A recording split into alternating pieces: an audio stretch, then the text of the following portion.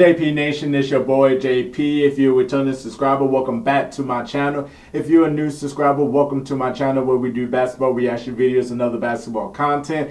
If you love the game of basketball like I do, make sure you subscribe to ItzJustJP down below. Click the notification bell, you know where our next upload is. On the road to 40K. Thank you all so much for tuning in.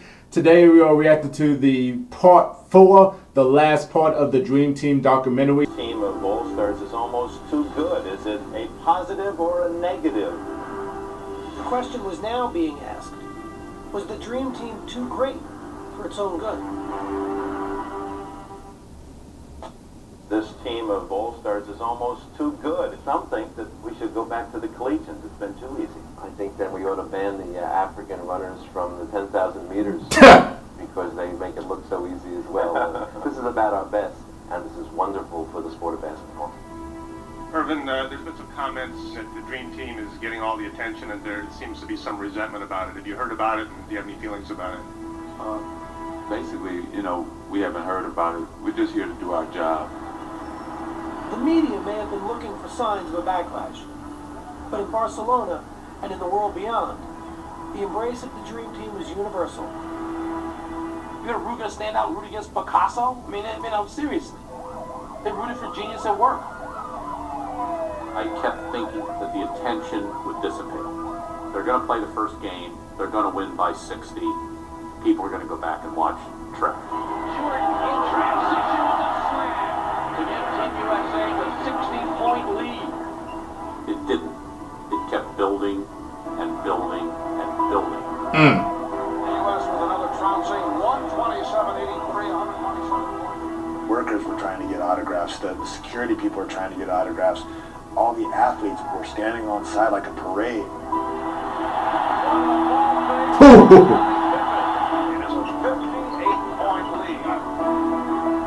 People perceived us as being superheroes.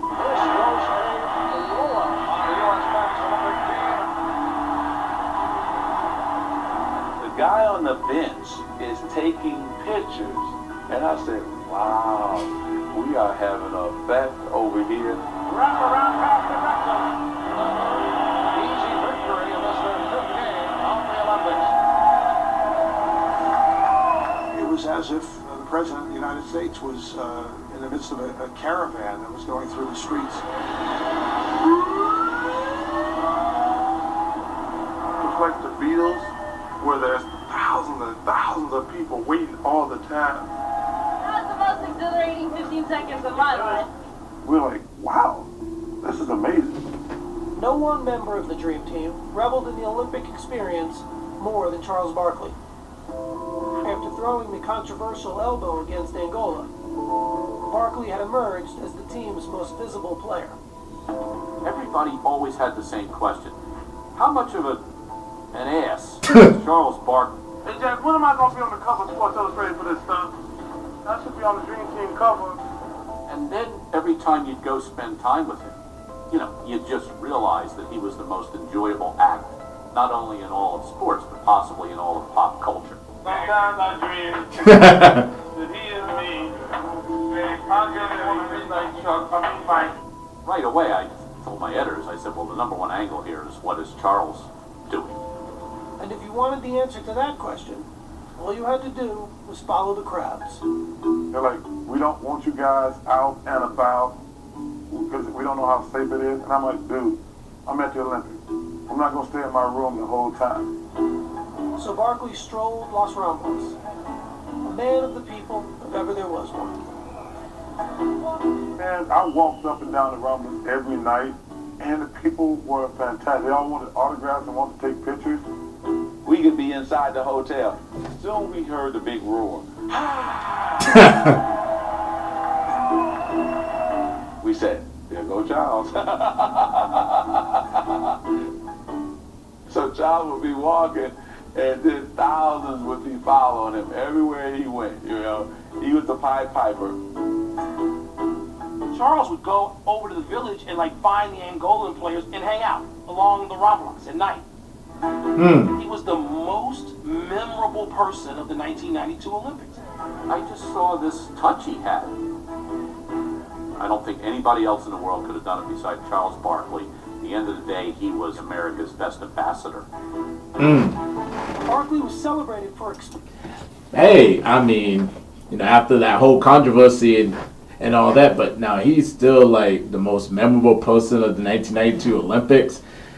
Who was the leading scorer of the Dream Team? Yeah, it wasn't Michael Jordan.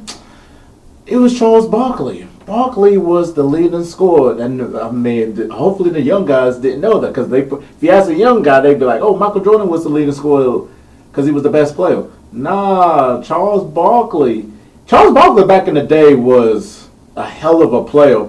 When you talked about at that time who were like the top two players in the world, Magic and Bud is going to go off into the sunset. We obviously know what Jordan is. Like, he was the best player in the world at that time. No ifs or ands about it. But the second best player could arguably be Charles Barkley, just of his skill sets and what he brings to the table. Like, there was no argument about him being the second best player in the world. But that's awesome.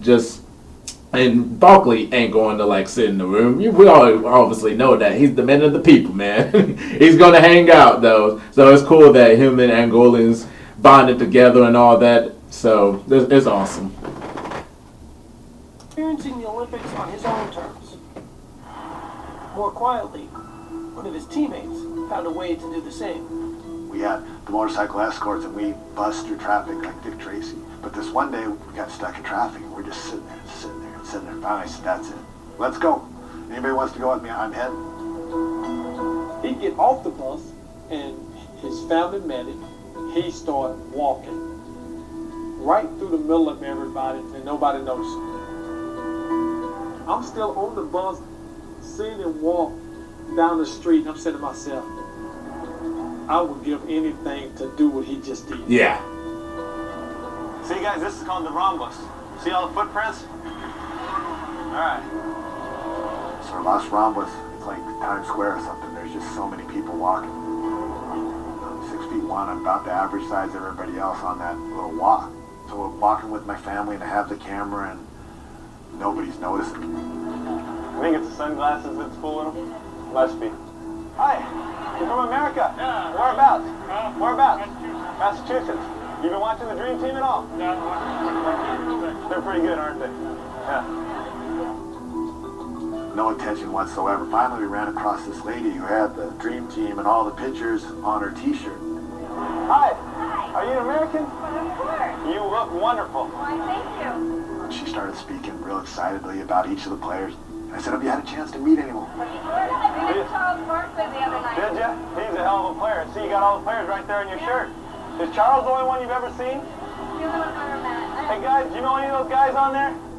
I think my oldest son, Houston, ruined the surprise. That's my dad. Your dad? That's your dad? Too bad he's not here. I do, yeah. Can't go anywhere without being bugged. Really not much different from Michael Jordan walking through here. Oh, yeah. For the players, surreal experiences had become the norm. But even more memorable were the unlikely friendships developing behind the curtain. It was a unique mix. You know, Larry Bird and Patrick Ewing became like best friends. I got a white guy from Indiana, and I got a brother from Jamaica. Patrick said I could pick his mind. It took me 3 minutes. Now I get a chance to come back and start picking on mine. Took me one. We were probably the two of the most unlikely people you thought that would be friends. But if you look, not only Larry and I got to be great friends, but all of those guys got to be much better friends. We all enjoyed each other. We all enjoyed the ride. And we got a sense of each other as men. Then, when we got to the court, it made it even better. The Dream Team's chemistry turned out to be the hallmark of their success, as the players closed in on what they came for. Barkley's now over the side-leading cheers. Their big margins of victory may have been a testament to their dominance, but numbers couldn't capture what made watching them so unforgettable. Guys played the best basketball you've ever seen in your life. It was literally like great poetry and great art. At times you feel you're watching a performance concert rather than a basketball competition. This was fun. This was like how basketball's supposed to be. And at the center of the fun was the team's biggest star, who had come to Barcelona at the peak of his powers and shown how much his popularity had exploded. I will say this one thing about Michael Jordan. I've been around other celebrities in my life. I've never seen people react like they do to him. People go crazy when they see him.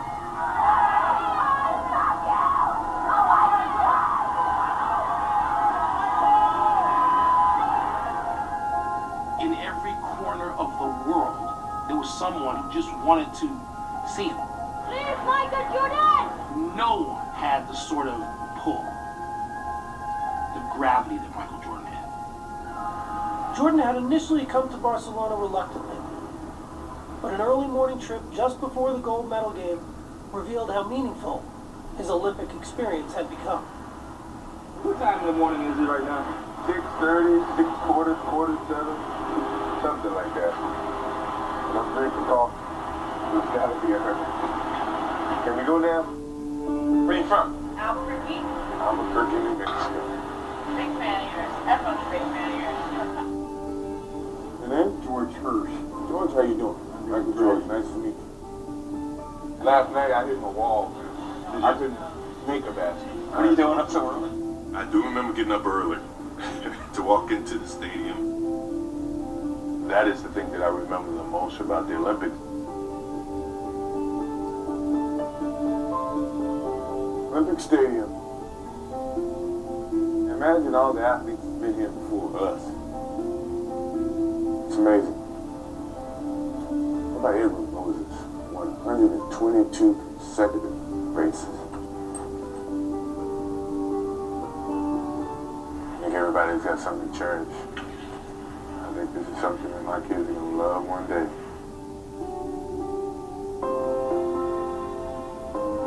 The Dream Team squared off against Croatia again in the gold medal game, offering the world one more lasting impression of their supremacy. Barkley with the lead for Mullen. Team USA came to send a message tonight.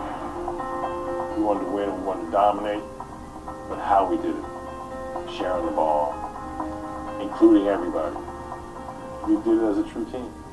The U.S. has appeared Croatia 117 to 85, and they have won the gold here in Barcelona.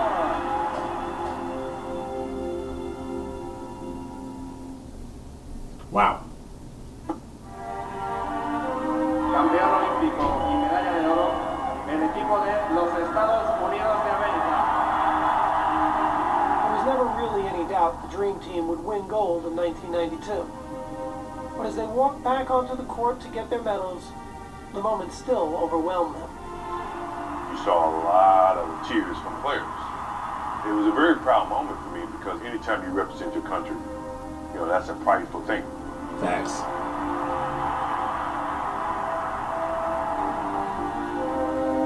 Man, sent chills down my spine. It was a reward that I had never felt like that I would ever achieve. To do it on that stage with those group of guys, it's a memory I'll never forget. Nothing in my life has ever felt like standing on that podium. I was getting goosebumps. Every single time I heard the national anthem after that had a different significance to me. I knew what it really meant. You know? As a young kid growing up, I used to watch Olympics on TV with my father, and all he talked about was the Star Spangled Banner and the gold medal. It made him feel proud to be American. Being up on that podium that night and receiving it, my father, he'd been pretty proud. All those emotions just overcame me. I got to be one of the guys one more time for my country. I said, man, I'll never forget this moment. You know, if this is the end, this is how I wanted to go out. The sprint made off lead. the greatest team ever assembled in the history of team sports. But when the medal ceremony was over, another realization began to settle in. When I walked off, I remember thinking that whole dream has come to an end. Hey, so fun fact. So Jordan covered up the logo because it was Reebok. Covered it up with the USA flag. You know why? It's Nike. It's just something, you know, like you don't want to like represent another logo. You don't want to represent another logo on there. So yeah, it was because he was sponsored by Nike. So if it was Nike, he would have just let go. But he had to make sure he had to cover it though. So I'm sorry, I had to pause it, but it was just a fun fact. The next season, every Olympian except Magic Johnson and Larry Bird would return to the NBA. Michael Jordan and Scottie Pippen would win their third title against Charles Barkley and the Phoenix Suns. On the way to 6 championships overall, the last 3 with Tony Kukoc. Eventually, other members of the team would also win titles. But each NBA player on the Dream Team would reach the Hall of Fame. Still, it's what they did together that summer that had the biggest impact on the game. An impact that continues to grow today. It really lifted basketball, and it gave birth to international stars who had nothing to do with those games in '92, but who took so much from it. We made the game a worldwide game. You know, I talked to Tony Parker, I talked to Ginobili, I talked to Dirk Nowitzki. Those guys said their first love of basketball started with the Dream Team. And I'm really proud of that.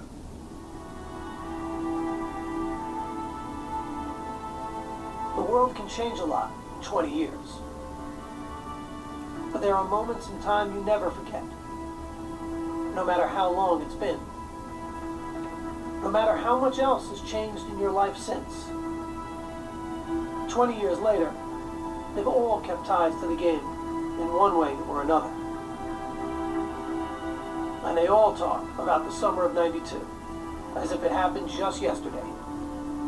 An experience still unlike any other in their remarkable basketball lives. I've never had more fun being around anybody. Everybody got along, there was no ego, we had fun. You know, clearly everybody reminds me I never won a championship. So that to me was like winning the championship, winning the gold medal, and hanging out with these guys. The reward itself is really only a small part of the story. It's what the gold medal represents that will always tie these men together. This is like, this fraternity is pretty awesome. I don't think you're ever going to be able to get 11 Hall of Famers to play all at once, you know, on one team. That's unheard of. We go on the bus. Come back. Walk out the hotel. Wave. Wave outside your window. I can't believe it. That's so magical. I just saw my God.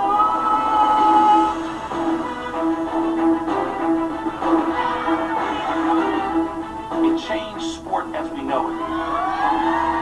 They showed the world how to play basketball. What other team can say that? I don't think we'll ever see anything like it again. It's an insult to compare anybody else to that team. Take a good look. Brett will never see a team this great again.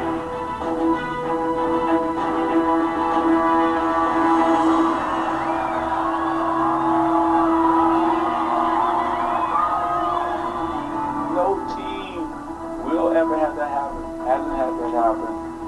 And that's the dream.